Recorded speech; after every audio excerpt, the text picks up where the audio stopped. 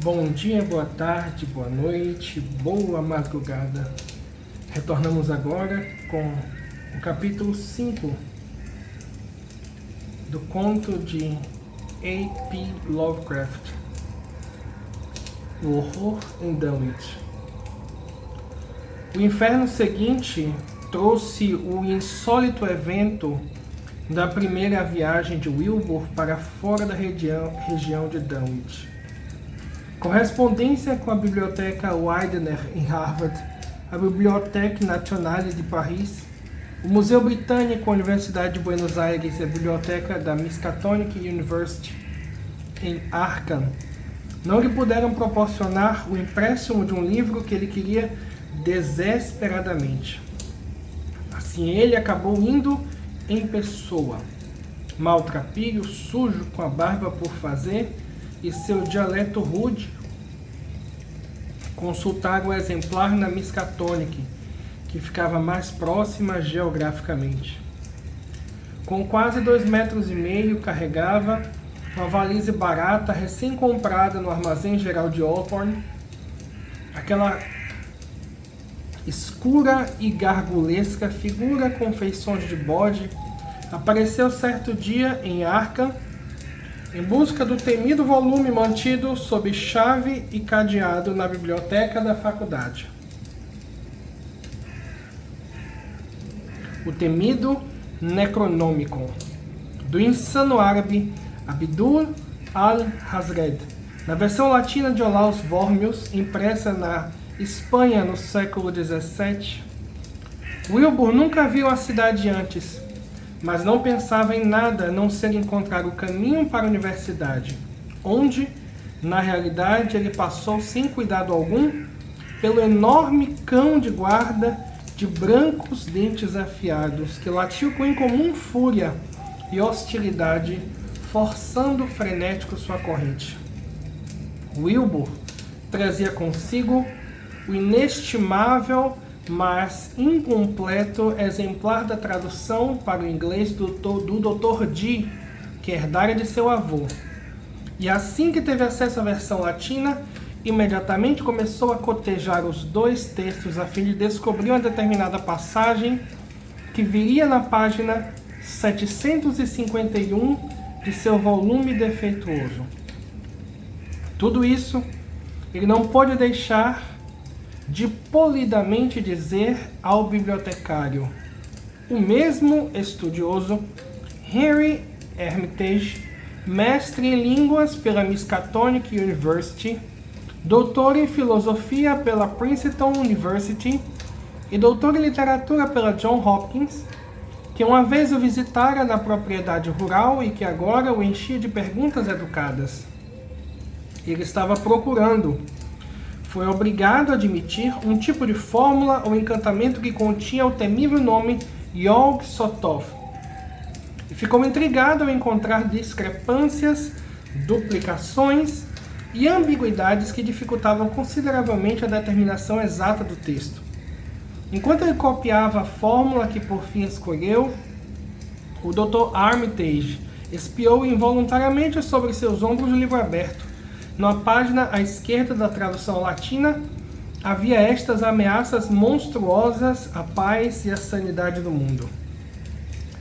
Não se deve pensar, dizia o texto que Armitage traduziu mentalmente, que o homem é o mais antigo ou último dos senhores do universo, nem que a maior parte dos seres que têm vida e substância está sozinha.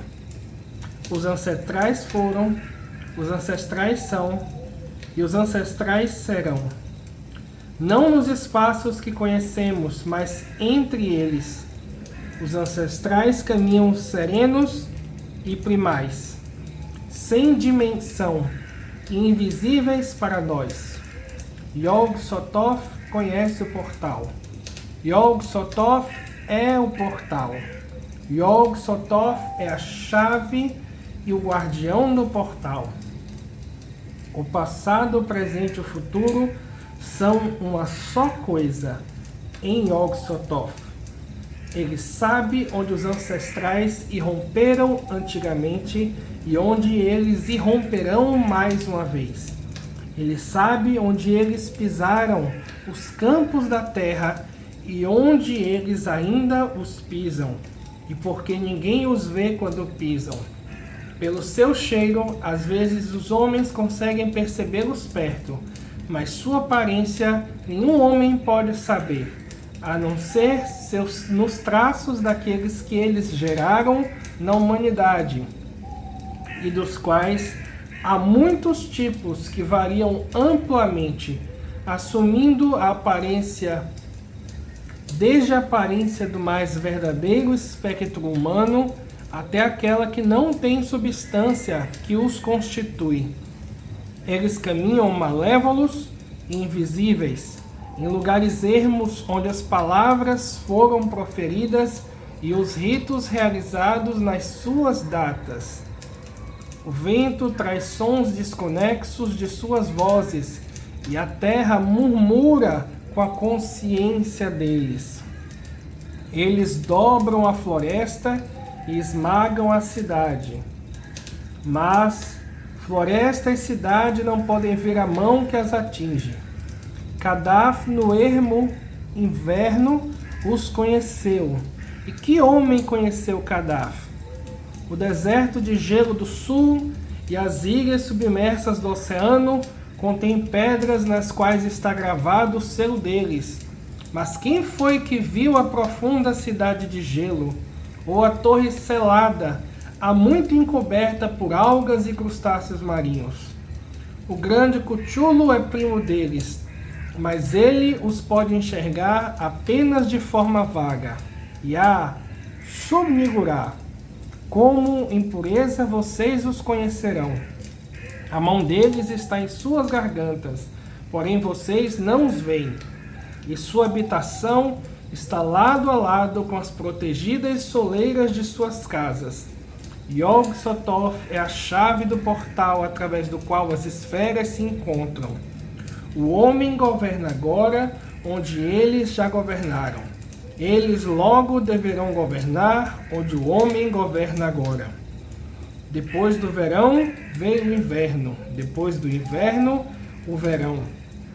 Eles aguardam pacientes e poderosos, pois eles irão governar aqui mais uma vez.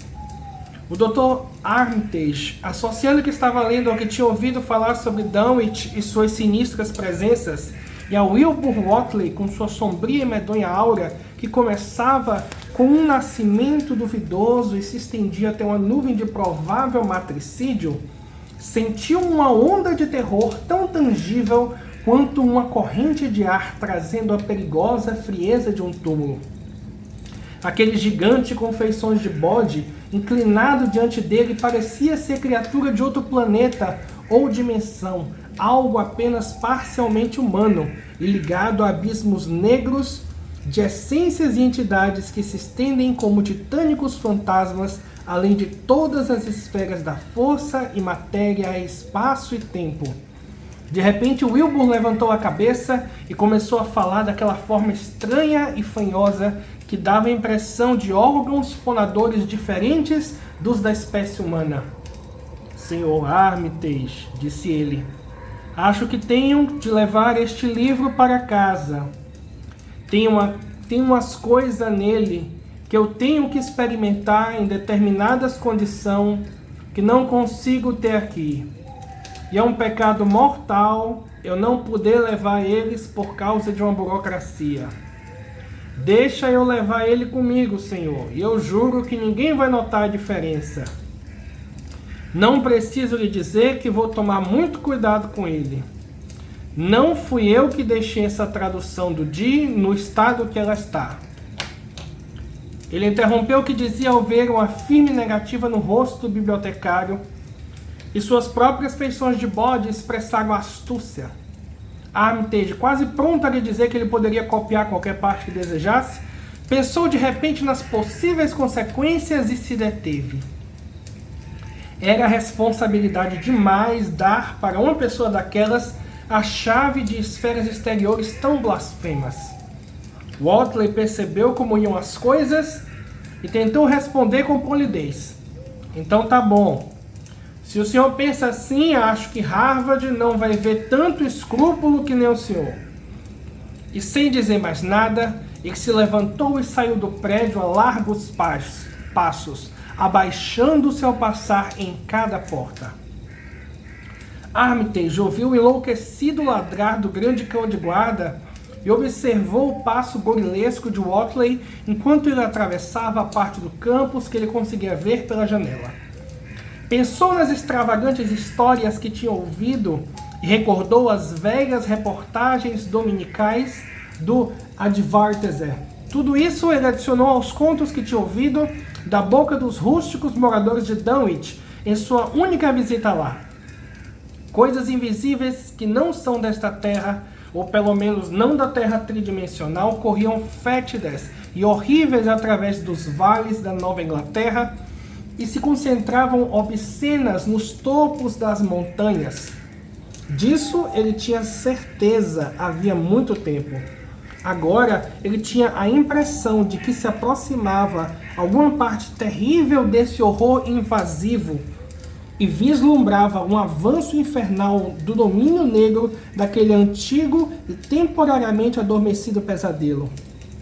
Ele trancou o Necronômico com um estremecimento de repugnância, mas a sala ainda tinha um fedor ímpio e indefinível. Como impureza vocês os conhecerão, repetiu ele. Sim, o cheiro era o mesmo que o havia deixado enjoado na propriedade dos Whatleys, menos de 3 anos antes. Pensou mais uma vez em Wilbur, aquele bode ominoso, e riu com ironia dos boatos da aldeia sobre seus parentes. Consanguinidade? Armitage murmurou para si mesmo. Meu Deus, que simplórios! Mostra a eles o grande deus Pan de Arthur Machen e eles vão achar que se trata de um escândalo comum de Dunwich. Mas que coisa, que maldita influência disforme exercida dentro ou fora desta terra tridimensional seria o pai de Wilbur Whatley. Nascido na noite da Candelária, 9 meses depois do 1º de maio de 1912, quando os bizarros ruídos subterrâneos chegaram até Arkham, o que vagava nas próximas montanhas naquela noite de maio. Que horror de Rudmas se anexar a este mundo num corpo de carne e ossos semi-humanos. Nas semanas seguintes, o Dr. Armitage começou a coletar todas as informações possíveis sobre Wilbur Whatley e as disformes presenças em torno de Dunwich. Ele entrou em contato com o Dr. Halton de Aylesbury, que havia cuidado do velho Whatley em sua derradeira doença, e obteve muito em que pensar quando ouviu o médico citar as últimas palavras do moribundo. Uma visita à vila de Dunwich não proporcionou nada além do que já sabia, mas uma análise mais detida do Necronômico, naquelas partes que Wilbur buscara com tanta avidez, parecia fornecer novas e terríveis pistas sobre a natureza, os métodos e os desejos do estranho, mal que tão vagamente ameaçava este planeta. Conversas com vários pesquisadores do folclore arcaico de Boston e cartas para muitos outros de outras regiões provocaram nele um medo crescente que foi se transformando em vários graus de assombro e chegou a um estado de verdadeiro pânico espiritual. À medida que o verão se aproximava, ele sentia de certa forma que alguma providência deveria ser tomada em relação aos terrores à espreita no vale superior do Miskatonic, em relação ao ser monstruoso conhecido pelo mundo como Wilbur Whatley. O horror de Dunwich, propriamente dito, veio entre o Lamas e o equinócio do ano de 1928, e o Dr. Armitage estava entre aqueles que testemunharam seu monstruoso prólogo. Entre mentes, ele ouvira falar da grotesca viagem de Whatley até Cambridge e de seus desvairados esforços na biblioteca Widener para tomar emprestado o Necronômico ou fazer dele uma cópia. Esses esforços haviam sido em vão, já que Armitage enviara veementes advertências para todos os bibliotecários que tinham em suas instituições o terrível volume.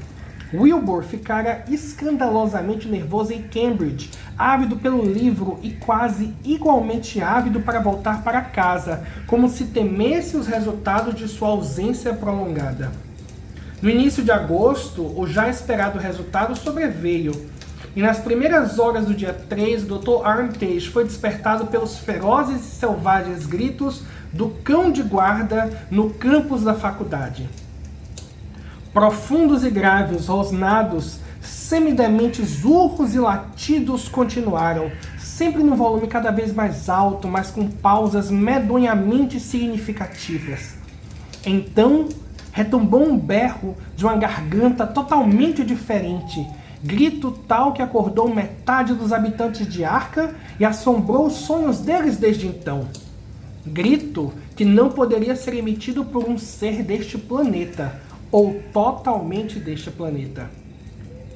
Armitage, vestido, apressado, alguma roupa e correndo através da rua e do gramado em direção aos prédios da faculdade, viu que outros já tinham chegado antes dele e ouviu os ecos do alarme contra ladrões ainda soando agudos na biblioteca. Uma janela negra se escancarava para a noite. O que quer que tinha vindo conseguira entrar, pois os latidos e os gritos agora rapidamente dando lugar a um misto de rosnados e gemidos baixos vinham sem dúvida lá de dentro. Algum tipo de instinto advertiu Armitage de que o que estava acontecendo não era algo que pudesse ser contemplado por olhos mais delicados, e assim ele afastou a multidão com autoridade à medida que destrancava a porta de entrada. Entre as pessoas ele viu o professor Warren Rice e o Dr. Francis Morgan, homens com quem ele havia comentado algumas de suas conjecturas e apreensões. Esses dois ele convidou a acompanhá-lo a entrar no prédio. Os sons internos, a não ser por um ganido rouco e alerta do cão, tinham nesse momento quase desaparecido. Mas Armitage agora se dava conta, com um susto, que um estrondoso coro de bacuraus havia começado entre os arbustos, num piar abominavelmente rítmico, como se em uníssono com os últimos suspiros de um homem à beira da morte. O prédio estava infestado com um lamentável mau cheiro que o Dr. Armitage conhecia muito bem, e os três homens atravessaram correndo o salão até a sala de leitura de onde obras históricas de onde vinham os ganidos. Por um momento, ninguém ousou acender a luz, então o Dr. Armitage reuniu toda a sua coragem e acionou o interruptor. Um dos três homens, não se sabe ao certo qual deles, soltou um grito agudo diante do que se via espalhado na frente deles entre mesas desarrumadas e cadeiras viradas para cima. Professor Rice declara que perdeu completamente a consciência por um instante, embora não tenha cambaleado nem caído no chão. A coisa que jazia deitada de lado e meio curvada sobre si mesma, em uma fétida e pegajosa poça de linfa verde-amarelada, tinha uma estatura de quase 3 metros, e o cão havia rasgado toda a sua roupa e parte de sua pele. A criatura não estava completamente morta, mas se contraía em espasmos silenciosos, enquanto seu peito se movia em um monstruoso uníssono com o alucinado piar dos bacuraus que esperavam do lado de fora.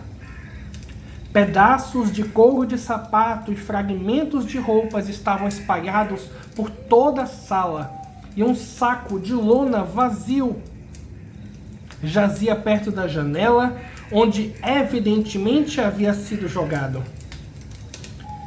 Perto da escrivaninha central estava caído um revólver e um cartucho picotado, mas não descarregado. Explicou mais tarde que a arma não fora disparada. A coisa em si, entretanto, ofuscava todas as outras imagens naquele momento. Seria trivial e não muito exato dizer que nenhuma pena humana poderia descrevê-la, mas é possível dizer com propriedade que ela não poderia ser visualizada de forma vívida por qualquer pessoa cujas ideias de aspecto e contorno estão muito ligadas às formas comuns de vida deste planeta e de suas 3 dimensões conhecidas. Era em parte humana, com toda certeza, mas mãos e cabeça bastante semelhantes às de um humano, e o rosto, sem queixo, e semelhante a um bode, tinha a marca dos Watleys. Mas o torso e as partes inferiores do corpo eram teratologicamente fabulosos, de modo que apenas vestes muito generosas poderiam ter permitido que a criatura andasse pela terra sem ser desafiada ou eliminada. Acima da criatura, acima da cintura, ela era semi-antropomórfica, embora seu peito, onde ainda se apoiavam as inquietas e dilacerantes patas do cão, fosse coberto por uma espécie de couro reticulado como de um crocodilo ou jacaré. As costas eram malhadas de amarelo e negro, sugerindo levemente a pele escamosa de certas cobras.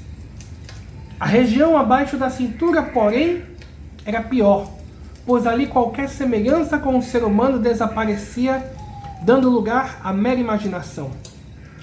A pele era coberta por pelos grossos e negros, e do abdômen se projetavam laços, cerca de 20 longos tentáculos de coloração cinza a cinza esverdeada, que terminavam em bocas vermelhas e sugadoras. Seu arranjo era muito estranho e parecia seguir as simetrias de alguma geometria cósmica desconhecida na Terra ou no Sistema Solar. Em cada um dos quadris bem afundados, em um tipo de órbita rosada com cílios em volta, estava o que poderia ser considerado um olho rudimentar, enquanto do lugar onde haveria uma cauda pendia um tipo de tromba ou tentáculo com sinais anulares cor de púrpura, dando muitas evidências de ser uma boca ou garganta não desenvolvida. Os membros inferiores, a não ser pela pelagem negra, pareciam um pouco com pernas traseiras de pré-históricos lagartos gigantes e terminavam em patas almofadadas com muitos sulcos e que não eram nem cascos nem garras. Quando a coisa respirava, sua cauda e tentáculos mudavam de cor ritmadamente, como se houvesse para isso uma causa circulatória própria do lado não humano de sua ancestralidade. Ao passo que na cauda o fenômeno se manifestava em uma aparência amarela, que se alternava com o branco cinzento e doentio dos espaços entre os anéis púrpura. De sangue genuíno, a criatura não tinha nada, apenas a fétida linfa verde amarelada que gotejava pelo chão pintado, ia além do raio de substância grudenta, deixando atrás de si uma curiosa descoloração. A presença dos 3 homens pareceu despertar o ser moribundo, e ele começou a murmurar sem se voltar ou levantar a cabeça. O Dr. Armitage não registrou por escrito o que foi pronunciado, mas assevera com segurança que não foi nada em inglês. No início, as sílabas desafiavam qualquer correlação com qualquer língua desta terra, mas perto do final surgiram fragmentos desconexos, evidentemente retirados do Necronômico. Aquela monstruosa blasfêmia em busca da qual a criatura havia perecido. Esses fragmentos, recordados por Armitage, eram algo como Nigai, Nigaga, Bug-Shogog-Ya, Yog-Sothoth, Yog-Sothoth.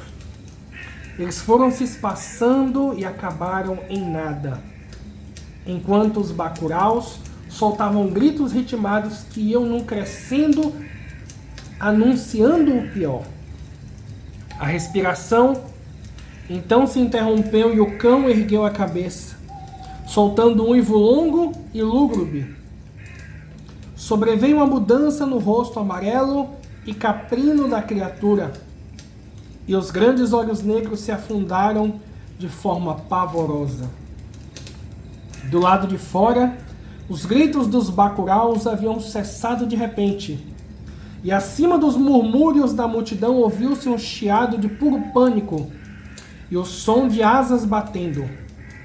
À luz da lua, levantaram-se e sumiram de vista vastas nuvens de observadores emplumados, ensandecidos diante daquilo que haviam procurado como sua presa. Na mesma hora, o cão pôs-se de pé, deu um latido amedrontado e pulou nervosamente a janela pela qual havia entrado. Um brado veio da multidão e o Dr. Armitage gritou para as pessoas do lado de fora que ninguém poderia entrar ali até que viesse a polícia ou um legista. Sentiu-se grato por as janelas serem altas o bastante para impedir que as pessoas espiassem lá dentro. E cerrou cuidadosamente as escuras cortinas sobre cada uma delas. A essa altura, 2 policiais já haviam chegado e o Dr. Morgan, indo encontrá-los na entrada, insistiu que, para o seu próprio bem, eles esperassem um pouco antes de entrar na fétida sala de leitura, até que o legista viesse e o ser prostrado pudesse ser coberto. Enquanto isso, assustadoras mudanças ocorriam no chão. Não é necessário descrever o tipo e a dimensão do encolhimento e desintegração que ocorreram diante dos olhos do Dr. Armitage e do professor Rice, mas é permissível dizer que, fora a aparência externa do rosto e as mãos, o elemento verdadeiramente humano em Wilbur Oakley devia ter sido muito pequeno. Quando o legista chegou, só havia uma massa esbranquiçada e grudenta no assoalho pintado, e o monstruoso odor já tinha praticamente desaparecido. Aparentemente, Oakley não tivera crânio ou um esqueleto ósseo, pelo menos em nenhum sentido verdadeiro ou estável. Ele provavelmente se parecia com seu desconhecido pai.